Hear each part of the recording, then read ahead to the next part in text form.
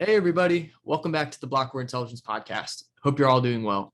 Before we get into the show, let me tell you a little bit about our sponsor, FTX US.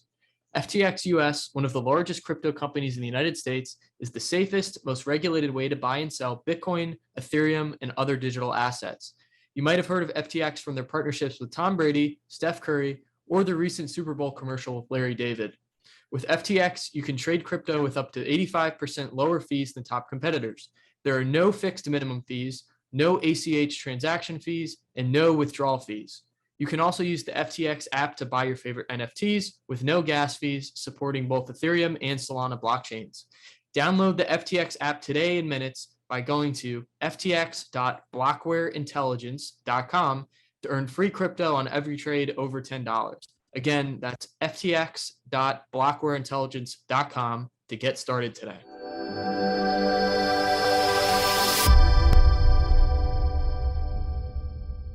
Hey, everybody. Welcome back to the Blockware Intelligence Podcast. Today, we have a very special guest for you. We have entrepreneur, author, and Bitcoin thought leader, Jeff Booth. Jeff, thank you so much for taking the time. It's a pleasure to finally get you on here.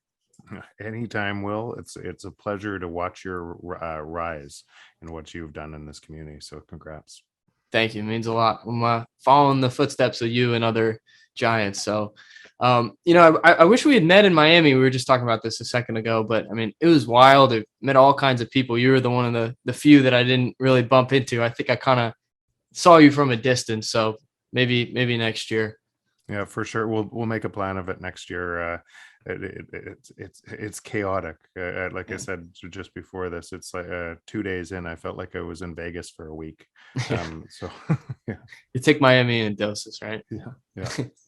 And it was a pleasure to listen to your panel. It was a little early, but I got there like 15 minutes in, and I really enjoyed it. I made an effort to get there to see at least the majority of it. So really enjoyed that. Yeah. Thanks.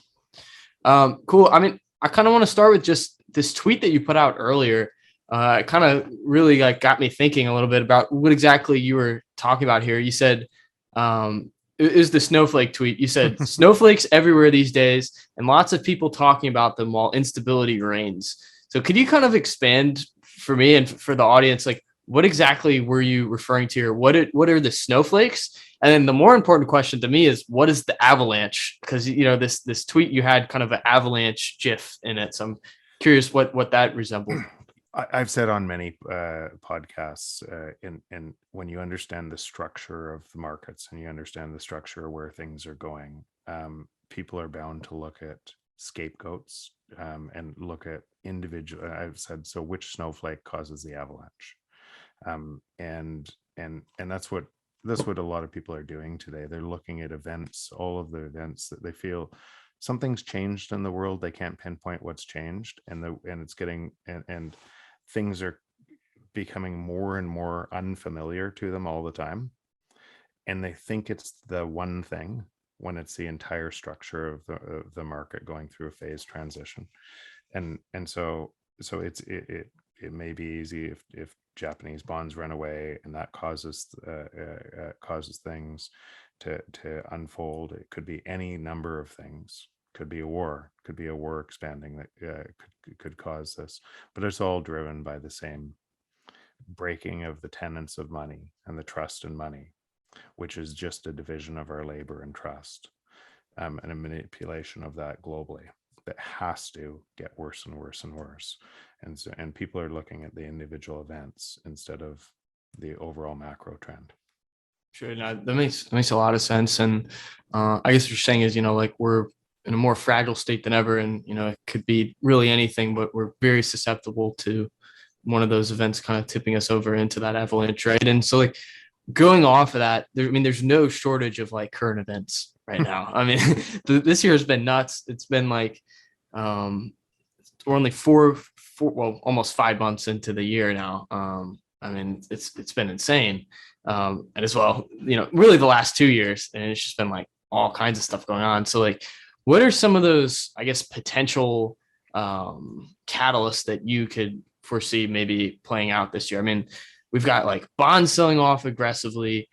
You've got Russia invaded Ukraine earlier this year, inflation at like 40-year highs. I mean, what are some of the, I guess I would ask, what are some of the metrics and different indications that you have have your eye on throughout the year to kind of go ahead. And I think that's you've probably heard me say this many times, but when people are measuring a system from a system that mathematically just has to get more chaotic, and when you have misinformation in that system, that leads to misinformation everywhere in the system. And so, but that system is the system that everybody is living through and measuring everything else through. So it's hard to see change from that system, and people are reinforcing it. And actually, they're giving it more weight. They're giving it more energy as they lean into these events that have to get worse. And so the frequency, the time band of all of these events, it feels like it's speeding up. And it's all caused by the same thing. You have a technology that's driving deflation, a giant force in the world as the free market is trying to make things cheaper, and a monetary policy that's trying to fight that. And by fighting it, you're pushing more and more wealth and power into very few hands, and the consequences are very predictable.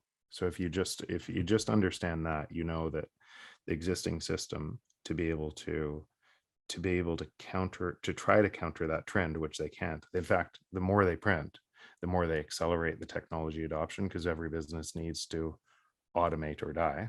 Otherwise, we wouldn't use those. And so you have two forces moving further and further apart, and people are confused. That's what's happening in the world today. And what ends up happening, and I said this on the Bitcoin stage, and I think it's one of the most underappreciated things in Bitcoin, that if you look at long debt cycles and where Ray Dalio misses this, and he thinks, okay, China's going to win kind of the global competition. I don't suspect that that's going to happen, because they have a debt bubble that's just as big. There's no country that's ever created as much debt to GDP as China as fast as they have. The Chinese miracle is a debt miracle, and they're over their skis. So that could be the snowflake too. They're in the same problem everywhere around the world. And so if you look at long-term debt cycles, they're created because technology has always been deflationary. In the Roman times, at a slower rate. So long-term debt cycles blew up every 500 years. And the fall of Rome would be 500 years, because an inflationary monetary policy against that, where you have hard money, but to drive velocity of money, you need credit expansion. And if you have credit contraction, the whole thing starts to unwind into a depression. So countries never choose credit contraction. They choose monetizing their debt, which is what we're having. And at the end of that cycle, you have typically a blow up or a world war and a new dominant currency that resets the paradigm, typically back to a hard currency, and a hard currency with a credit model on top of it. What Bitcoin becomes is that hard currency that has velocity of money built into the network. So you have unlimited velocity of money without the credit, without the credit binges and on top of it. So it removes human control of monetizing this. And so what's really happening is a phase transition from an economic model that we had to rely on before Bitcoin, to an economic model that sets incentives, the right incentives, so for the world to cooperate. That's a big deal. One thing that you had kind of touched on, which I want to like backtrack a little and get you to expand upon a little bit. It reminded me of my conversation with Preston a few months ago. And one of the things he said, which really stuck with me, was that like, as we get towards the latter half of the existence of the current fiat system and slowly make that transition, and then suddenly towards the Bitcoin system, he used this analogy of like a woman giving birth. And obviously, I haven't experienced this, but as you get closer to when the woman's actually going to give birth, the contractions speed up, right? And as that occurs, he was analogizing that to like the current fiat system and like the essential, like the volatility in how crazy everything is getting. And as the system continues to throw these fits, you're going to see more, unrest, more craziness in the world, for lack of better term. And then as well, obviously in the financial system, actual volatility in assets. Do you think, kind of going off that framework, do you think it's safe to say that as we get closer to this birth of this new system, you'll see the volatility in Bitcoin actually increase compared to what a lot of people have been talking about, is that, oh, as we get institutions, more mature derivatives around Bitcoin, that's going to kind of damper the volatility out. It seems like, kind of going off that framework, it would kind of go the other way around as we get closer to the birth of that new system. Would you kind of agree with that assessment? So Bitcoin's going to be volatile for a long time. We're so early in this process, and the existing system is going to be volatile. And I wrote, I think 2 years ago, you might have read it, the article called "The Greatest Game." Yes. If you follow where we are on both systems, you can see where we are. And one of the things I wrote in it is, you're going to see relative calm or proxy wars or anything else as each actor in the other system is trying to protect themselves. And what it really is a breaking of trust all over the world, and nobody figuring out how to trust labor or trust another country. And what ends up happening in that is, the terrible thing is, we turn against each other.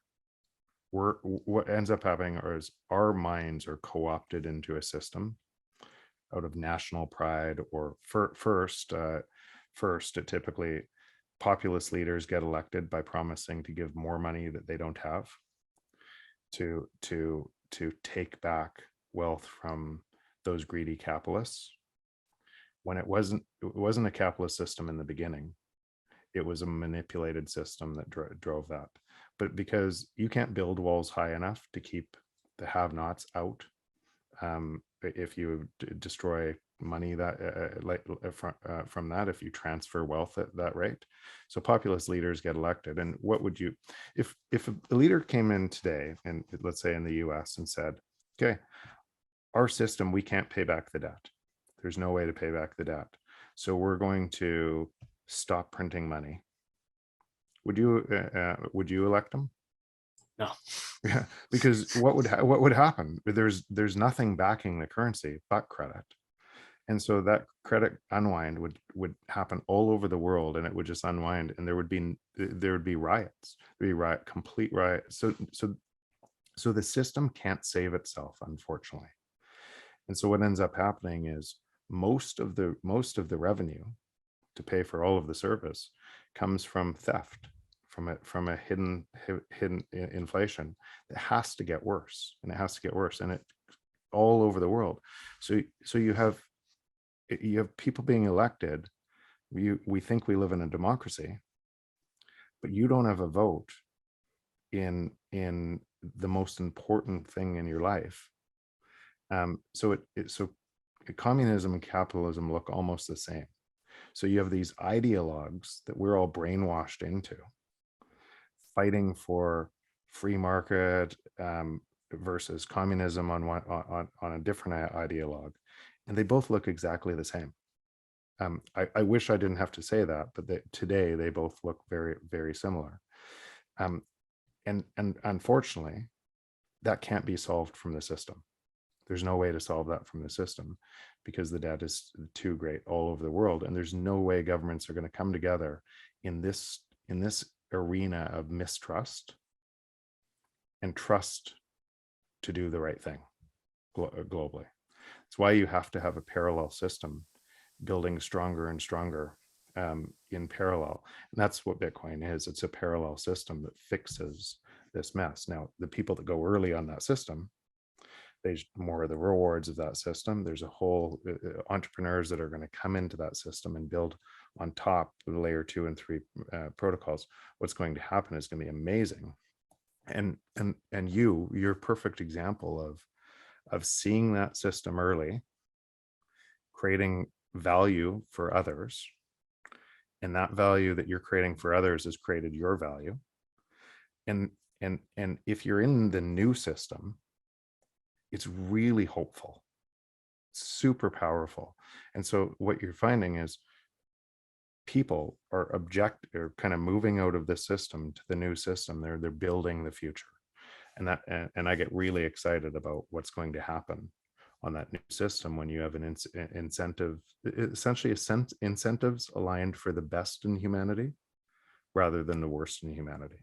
Have you ever heard the two wolves, which one you feed? So a native saying that you have two wolves, good one and a bad one.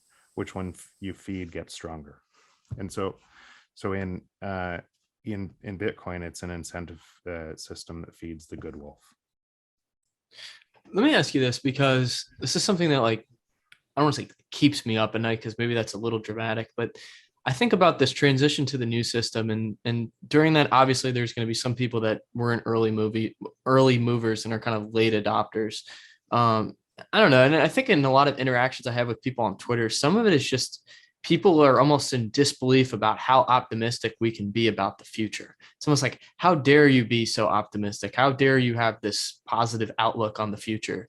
And that kind of concerns me, because, like, I think during that transition, it could go kind of one or two ways. Like, we could go smooth, or we could have kind of this abrupt, ugly transition where people almost resent Bitcoiners. And in that sense, like, you want to not tell people that you have Bitcoin, all this sort of thing. Like, how do you kind of foresee that, maybe not one specific outcome, but array of potential outcomes of that kind of transition taking place to the new system? It's going to be an ugly transition. And it's why I can have empathy for what people are going through in the existing system, and completely detach and try to speak, because if you're, imagine yourself and you're working 3 jobs to try to keep up, and your grocery bill just went up 20%.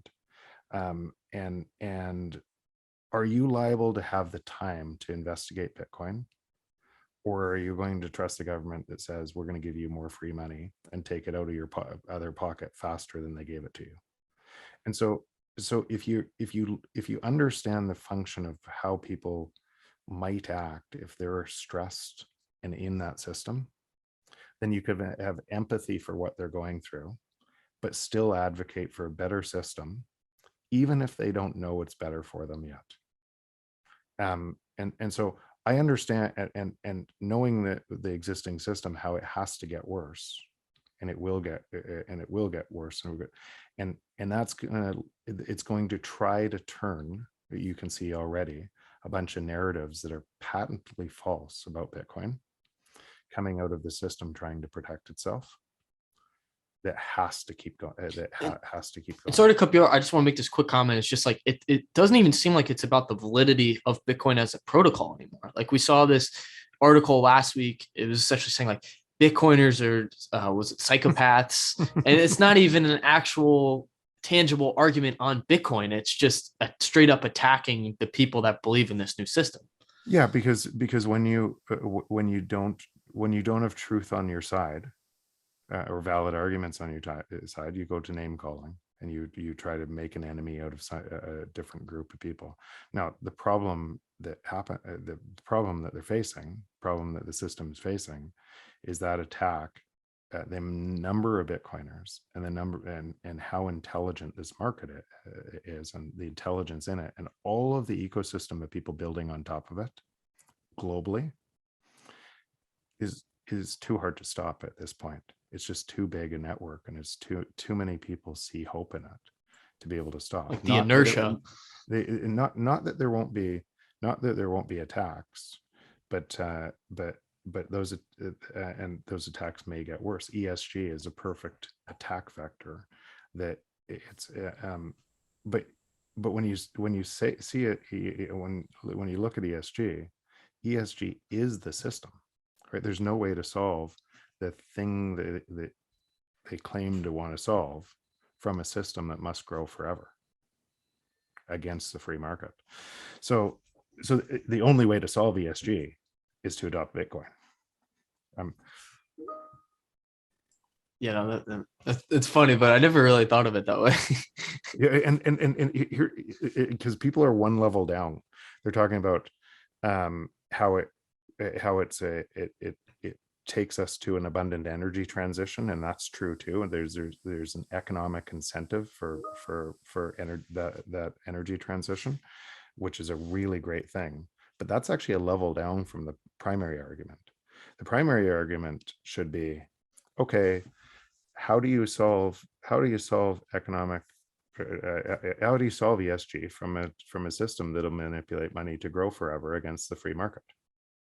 And you'll hear crickets, because there is no answer. Yeah, I remember you said something along those lines to like Bill Gates, and I think you like ratioed him on Twitter or something, and I got a kick out of it. But yeah, it's funny, like, yeah, and what are you gonna say back to that? There's literally no solution. Um, yeah, that's interesting. I want to ask you about, like, obviously we've got like a lot of geopolitical uncertainty. I mean, just flat out in general. Um, when we transition to this new system, do you think we'll be in kind of like a more peaceful regime? And I guess, like, how to, as like a more specific question on that, like, how do you see kind of like geopolitical incentives shifting in that new system? So now those geopolitical incentives are kind of driven from a competition with other nations, right?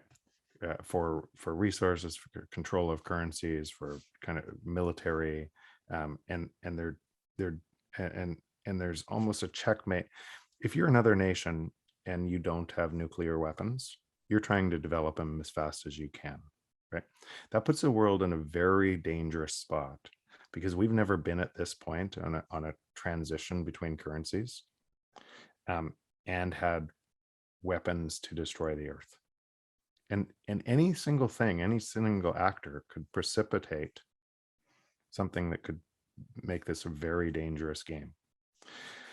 So the other side of that, assuming we don't annihilate ourselves on the way through, is this change moves the Schelling point from global competition to global cooperation. And it's a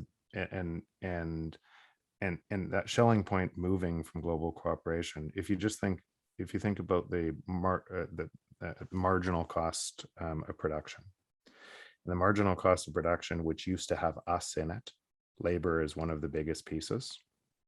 That labor is being removed with technology, and what that means is prices fall to the marginal cost of production, which is near zero in a lot of cases over time. That change of prices falling at that rate means we get abundance if we allow the abundance. So Bitcoin, and it means even if you hate Bitcoin, right? If you looked at your calculator app on your phone, people think that it's on your phone because of advertising, and it's free because of advertising.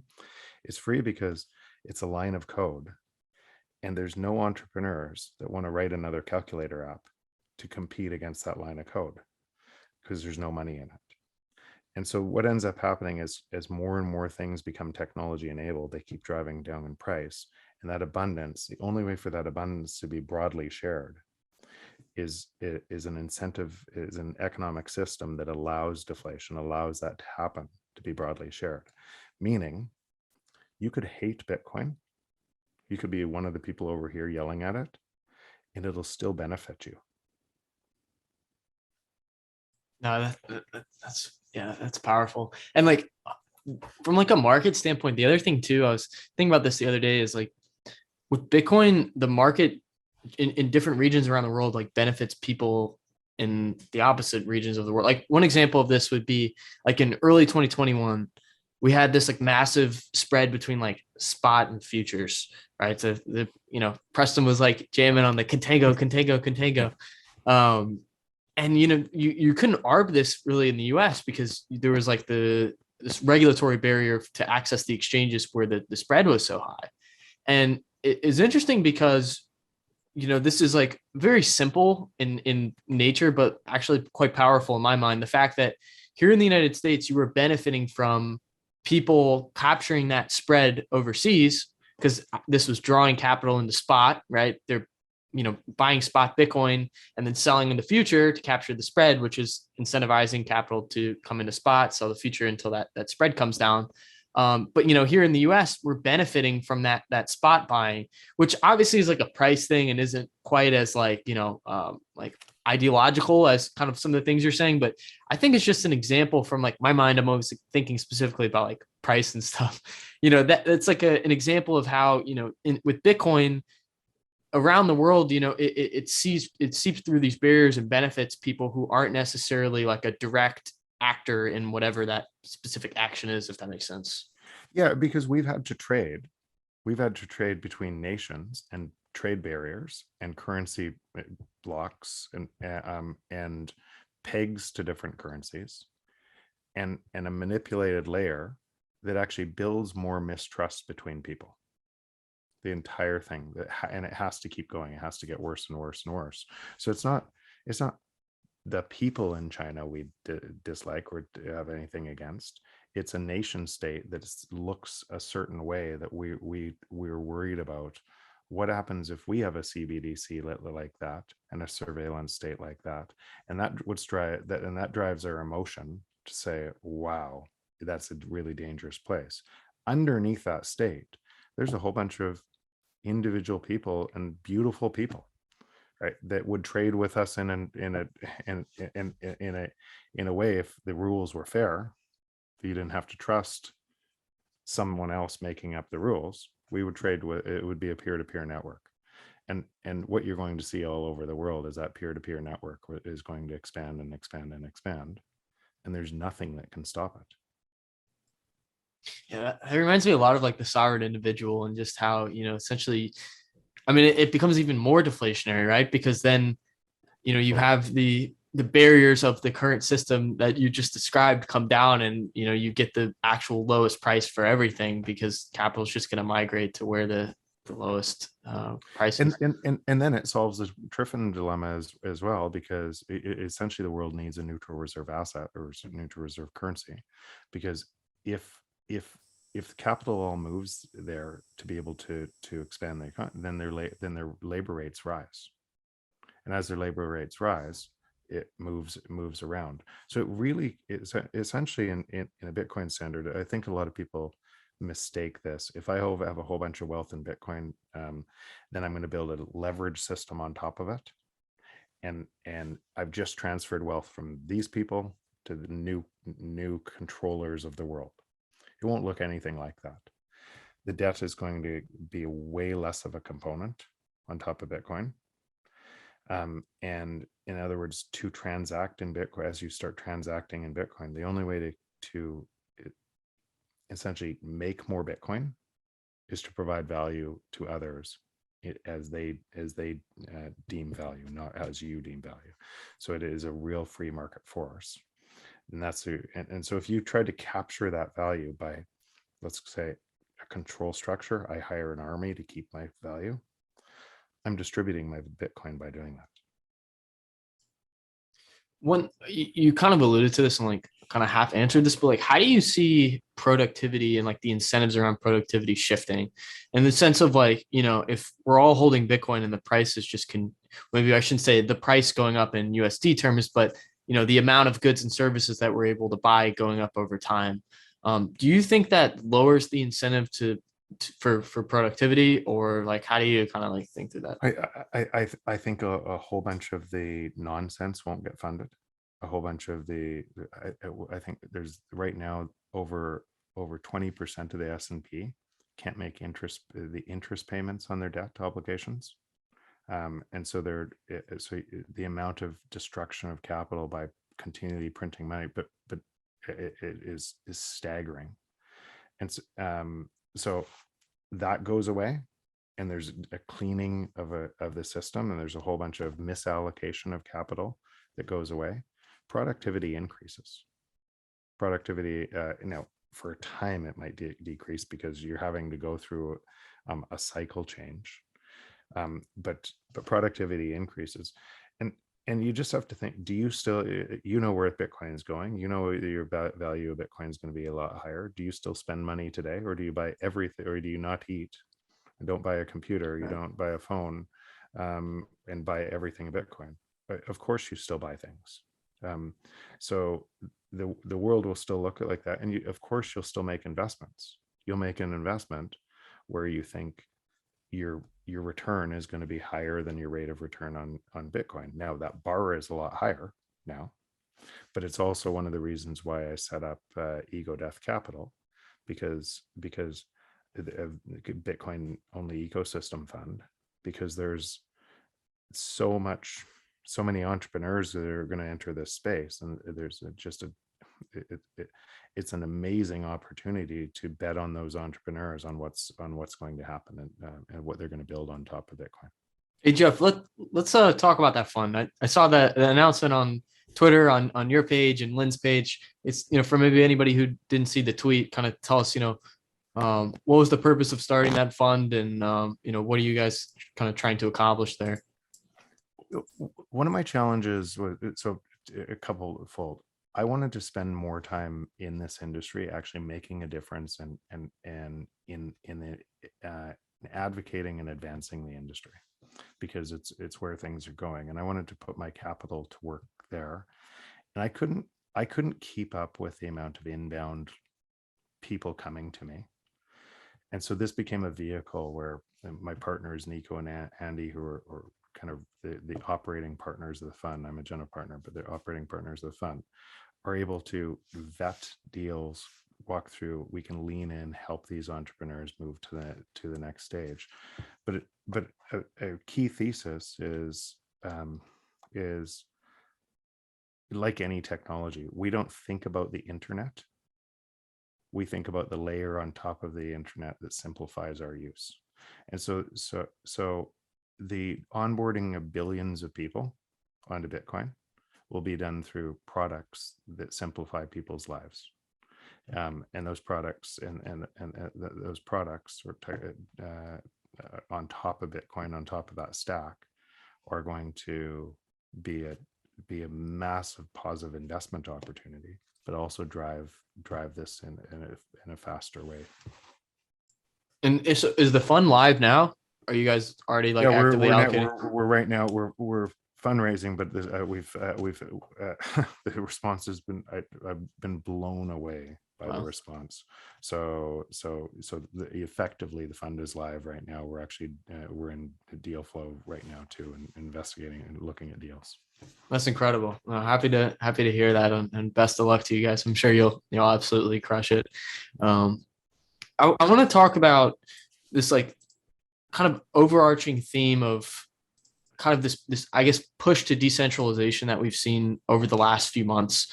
Just because I think this would probably be like a good general topic to kind of like wrap up on. And lately we've seen like Elon looking to buy Twitter because he's saying that Twitter isn't effectively advocating for free speech enough.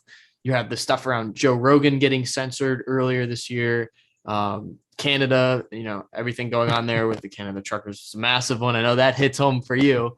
I'm sure you'll have a lot to say there. And also obviously like Russia and Russia essentially getting like their FX reserves frozen. Like, do you think this is just like this slow buildup and we'll see more of these types of things that, in my mind, from an outsider's perspective, I feel like would open up my eyes to the value proposition of Bitcoin?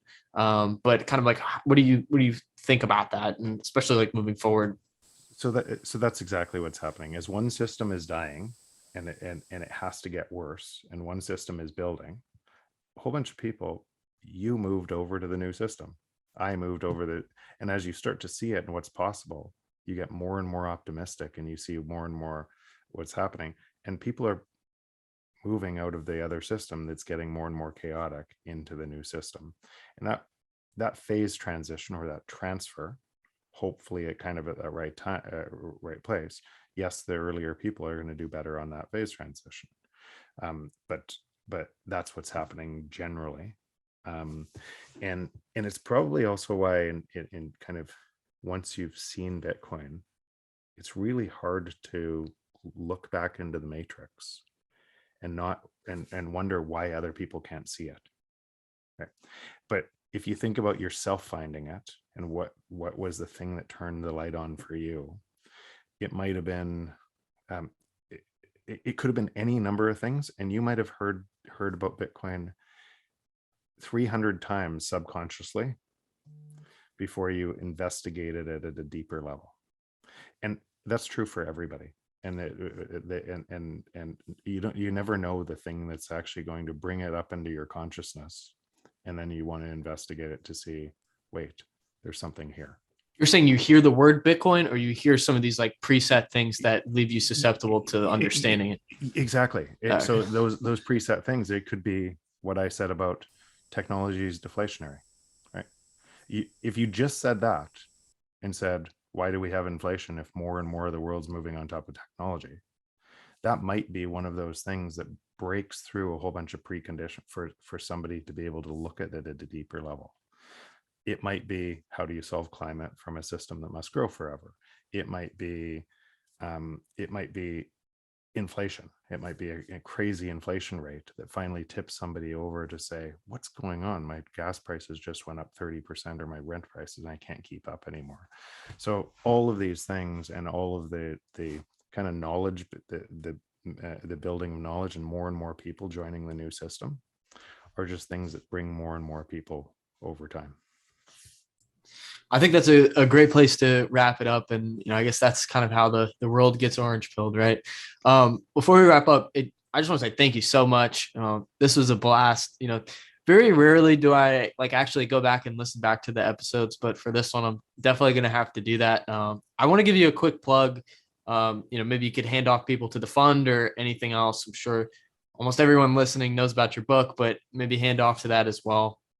Yeah, no, it's just, I think you know me well. I don't need a plug for anything. Just follow me on Twitter at Jeff Booth on Twitter, and I just, one thing I will say, Will, is this: people thank me for what I've kind of in Bitcoin, but it's actually probably the other way around. I actually get more from this community than I give, and it's a crazy great community of really smart people that make the entire network and kind of Bitcoin stronger and stronger all the time. So it's, I can't believe I get to do what I get to do right now.